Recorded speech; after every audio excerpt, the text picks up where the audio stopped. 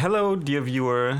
Welcome to our office episode of Clandestine. I'm Beranie, and I'm playing with my friend Sunesha. Hey. Hey. Yeah, so we are gonna do office stuff today. I wonder if we gonna get a side quest like last time.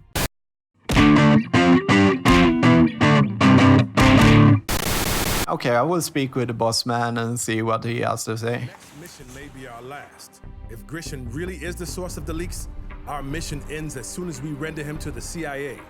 Do you feel prepared? Okay, I'm a become aggressive. On mercenaries, I can deal with this guy. I'm more aggressive now. Yeah, you're a bullet now. Best field operatives I've ever worked with.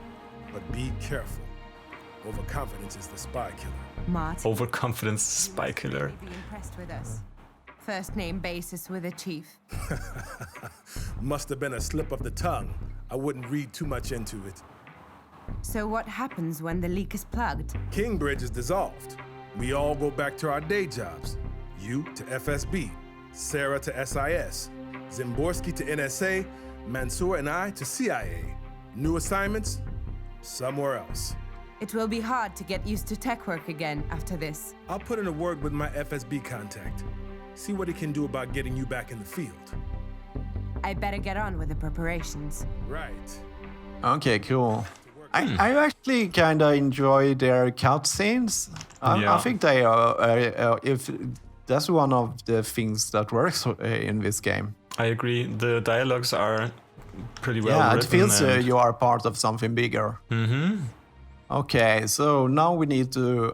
Usually we need to speak with the Russian guy, Chipmunk, and Yeah, I but- need to speak with you. Okay, this is weird. Okay. Yeah, we have to go down, I think. We must be a weird pair on the office. We run around here all the time, and then we don't say a word to each other. But as soon as you get into your office, we can speak. It's like we. Everyone is wondering, are they talking trash about me? Because we're always quiet, running around quiet. Yeah, absolutely. Okay, I think, let's go in Yeah, I here. remember that I'm run faster because I'm more well trained than you. You haven't taken running course A and B. I'm starting C, but you haven't done A.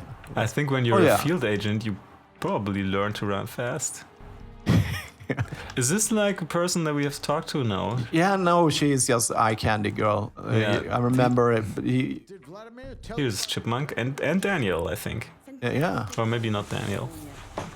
You have no idea what you're walking into. Yet you still managed to get out of it in one piece and without too much collateral damage. Do we know who Grishin is? Not with complete certainty. I did some digging while you were dealing with US Customs, and I think I've got a pretty good idea of where to look.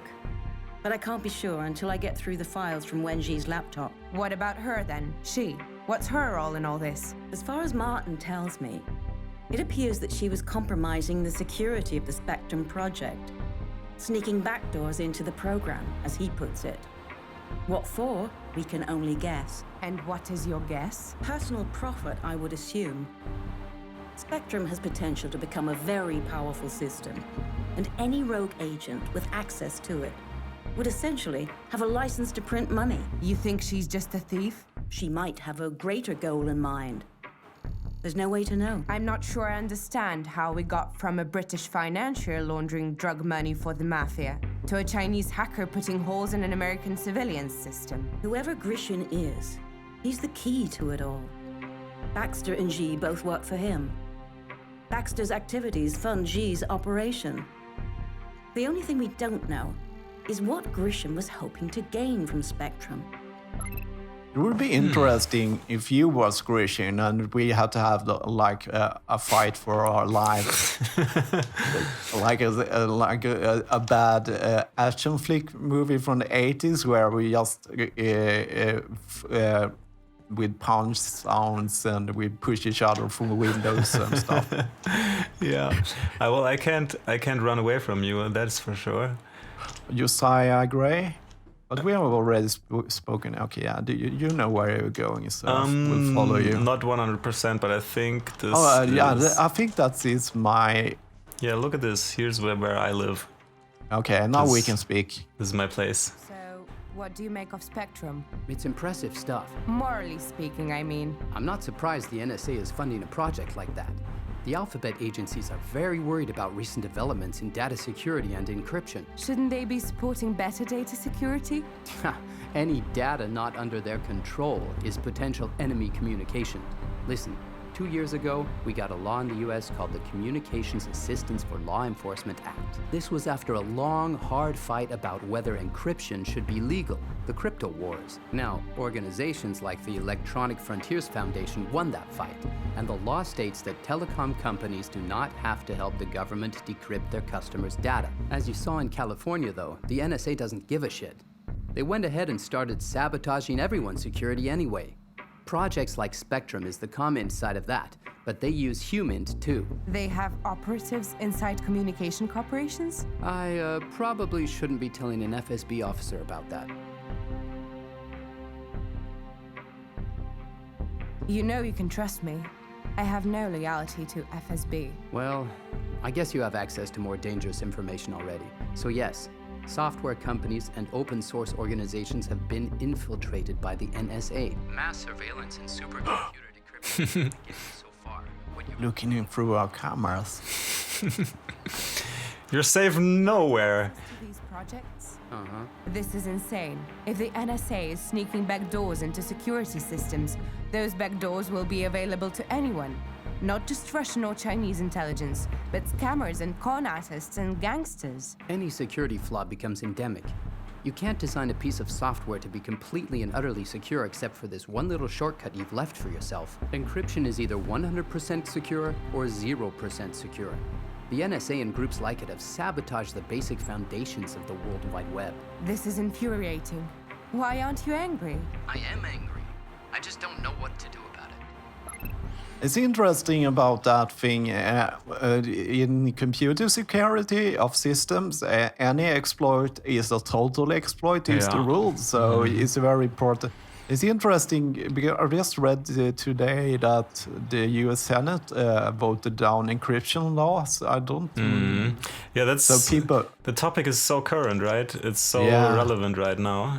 And I think basically everything bases on that law that he is talking about. I don't know if Reagan instituted that law. But it was a president who saw. I've heard an anecdote about that. I think it was Reagan, and he saw a movie called Cyber Wars, I think. And in that movie, there's a guy who plays. He thinks he plays a computer game, but he actually is hacking without his actual knowledge of doing so. Oh, I saw it. That was an old movie from the 80s. Yeah, I remember. And he's hacking into like the missile control systems, and he's starting like. I remember he beat the supercomputer with Check 2. He put a 3 in row and crashed the computer in the ending. Yeah. And Reagan sees that movie, and then he has a meeting the next day. Over a completely different topic, and he asks his IT specialists, okay, is that something that could happen in real life? And they look into it and they say to him, oh, it could be way worse even than it is in that movie. And then he instates that law. That's such a crazy story, man. Yeah. Politicians make these decisions over things that they have no idea what they. I think politicians are. More like actors, they react on feelings more than stuff. Yeah, so they are very emotionally based, and that is both a strength and a weakness. I would prefer they be more based in facts. I agree completely. I would, but that doesn't make very boring politicians. And I think the last thing you can say about politicians, they're never boring. They always do stupid stuff. Yeah, absolutely. Okay, so Daniel, someone we have to talk to? Yeah, Oh, you're back. How are you? I'm good. Is something wrong? No, it's nothing. I just had to burn an acid on my last op. Somebody I trusted. Somebody who trusted me. That's harsh. I hope I never have to do that. Yeah. You know, I just can't figure you out. What is that supposed to mean? Finally got around to reading your file, but it doesn't make any sense. Your political affiliations are completely counter to government espionage. How the hell did you end up doing this for a living? If you think you're going to uncover some key fact that explains everything about me and makes my whole life make sense, you'll be disappointed. Nobody is like that. Come on. Why did you take this job? If I weren't here, I would probably be testing circuit boards in some lab. And there's nothing wrong with that. But once you've put your life on the line for something really important, it's hard to go back. You're sure this outfit is worth risking your life for? Seems to me we're basically janitors cleaning up the spy community's mess. We're saving lives. People have been killed. We're trying to stop them from killing anyone else. It doesn't get much more black and white in this business. So, you want to be a hero? I just want to make a difference. Okay. Interesting. I like this. I like this I episode. thought about mission. that with companies. In Sweden, we have this problem that companies have such a respect for the police in Sweden. So they kind of give privileged information without a warrant. So the police can go on fishing expeditions, for example.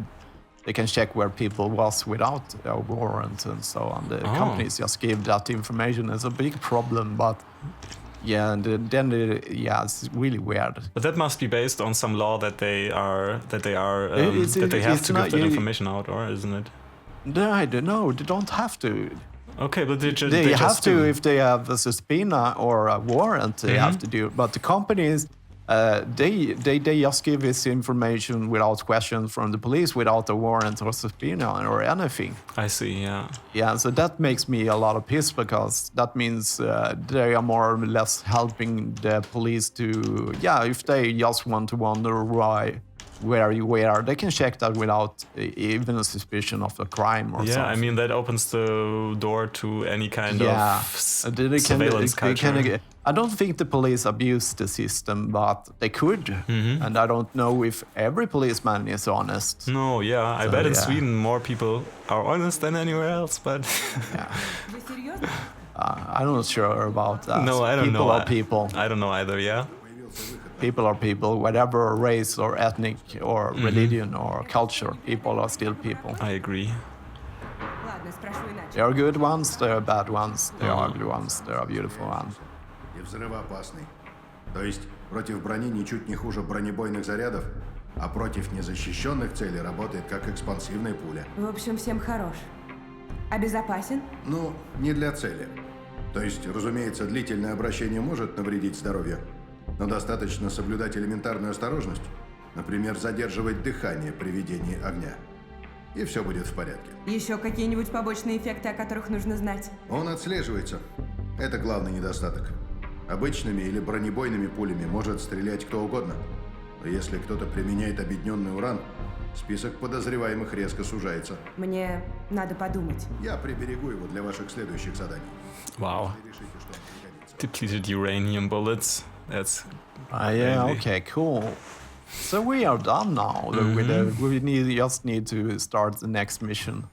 Yeah, I think it's always a danger where they abuse systems somehow. Way I think it's very important that people have a right for piracy. For piracy and privacy, yeah. For privacy, yeah. Absolutely. I agree. That's we're like in German it's called gläserner Benutzer. It's like a user made out of glass, you know. Yeah. Everything. I think the problem with Sweden, we haven't been in war for 200 years. We haven't had a dictatorship. We haven't had those kind of things. So we are too trusting on our fellow man somehow. Yeah. And that's both a good and a bad thing, but that's probably like every person in Sweden has a number. We call it a identity number, and everyone is born with it. And this identity number is used for everything. So when you have it, I know what I can go on the internet. I can see what car you have, how much money you have, and how much. Oh, really? Yeah, and it's so fucked up. That's weird. So I can see if you have bad credit and so on. It's so fucked up. That's I didn't know that. And the case. there's always been this way in Sweden, so I never reflected on it before I moved to Cyprus or when I started to do work for other people in Europe. And I discovered that this is a typical Scandinavian thing, that we keep track of our citizens in that way. Maybe it's part of your approach to a society as a, the society is more important than the single person, so maybe that's part of it. I don't know, I can't explain it. It's weird to me. That's probably the best description I've heard of it. Yeah, that's the general thing. Oh man, I managed to start the first mission we was on. Yeah, that happened before. Don't worry, it's just. Yeah, I think you're right about that. In Sweden, especially, the societies come before the person. Yeah, which is completely different. For example, in the US, I think that's the opposite. And for me personally, is a thing I don't like. You don't like that approach of the Swedish. Okay. I kind of enjoyed this in Cyprus because people are people, and the police can't fish, and they respect your privacy in a way in such a way that it's different that way. There is a very big separation between state and society. Yeah, that's a good thing. In Sweden, society is the state. Yeah. Oh, well, and it works. We can't say it is unsuccessful, but I don't prefer it. I prefer the American way a little bit more. I don't actually have a real educated opinion about that. I just found it interesting that there's so different approaches to society. Yeah, it's interesting, but in most cases it works either way. How you it's very hard. There is things I don't like about Cyprus, but for example, crime rate is non-existent. It's really weird. Really? For example, my neighbor, they had somebody stole their outdoor furniture, and the police came here and they took DNA and stuff. They took DNA for for like a little theft. That's interesting. Yeah, so they found people that took it and everything, because every crime that was probably one of the benefits with having a very low crime rate, that you can really take every crime serious. Yeah, and I think that has a positive effect in the long run, because if you get cash just because you stole someone's outdoor furniture, your criminal career will not develop into something bigger. No. And I promise you, they're not very harsh, so it was probably that they have just to pay a fine and give the stuff back. But in this society, that's a lot of shame, I think, to be... So it's in Sweden, you go to the police just to have proof for the insurance company. That's how it works in Sweden for those kind of things. Same in Germany, yeah. No way they would really look up close for DNA evidence and pursue that. Never in Germany. Oh man, I got a lot of stuff this time. Items or what do you mean? I would take... So when we start this next mission, we're probably gonna start a cutscene that we will put in front of the next episode, right? So we should say bye before we start it, I think. Yeah. I took nerve gas this time around because... Nerve gas, you depleted uranium rounds, that's some heavy equipment, man. Yeah, I want radioactive. I want them to die by bullet wounds. Yeah, slow and painful. Slow and painful. Nerve gas, probably the kind of gas that got permitted to use, like that wasn't allowed to be used later on. I think it's not allowed by the Geneva Convention. Yeah, exactly. That's what I mean. but we can use it. We're spies. We can do everything. Yeah, we do whatever the fuck we want. Yeah. And we have become... We once nice, and then we just got worse. Okay, I will launch the mission here. Week after California. Identified Grisham. Are you all sitting down? It's Martin. Что издеваетесь? He doesn't look like me. US Navy SEAL. Almost certainly former CIA, based on the authorization codes his Navy records were buried under. Completely off the grid for the past 20 years. Christopher, the guy who helped us in Warsaw? That's him. He was right under our nose. We could have grabbed him at the party. Yes, if we had known then what we know now. But that knowledge was hard-earned. If he was working with Baxter, why would he help Katya corner him? You said it yourself. He thought I was just some hustler. He knew Baxter was gay, and he thought I was just a honeypot. Do we have his location? Yes. Grisham is an incredibly hard target, but we managed it. We've tracked him to a safe house in Paris. Grisham's hideout demonstrates a certain sense of the dramatic. He's using an old estate abandoned when its Jewish owners fled the Nazis. We've had eyes on it for the past 2 weeks, and we've confirmed that it's still active. Grisham has tickets to Paris this weekend. He'll be there.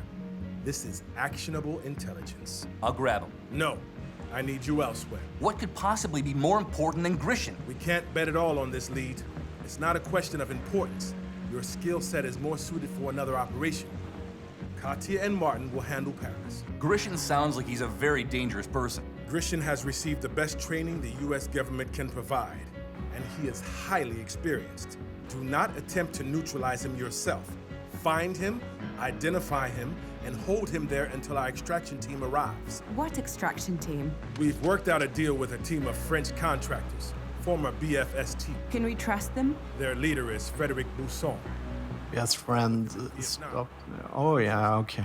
Some French people will help us. Mercenaries, that's a little bit weird, I think. Yeah, I know. That's... I thought we had our own team of those kind of people. Why not just send Bisson's team in to get Grisham? I trust Bousson, but I trust you more.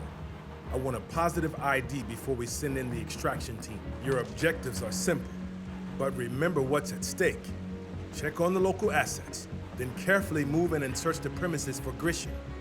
Once you have an ID, we'll send in the team to extract you both. And on the off chance he's not there? Secure all intel at the site and exfiltrate with Martin. Cool. Grisham going to be alone? It's not possible to predict what sort of resistance you'll meet, so we're taking all necessary precautions.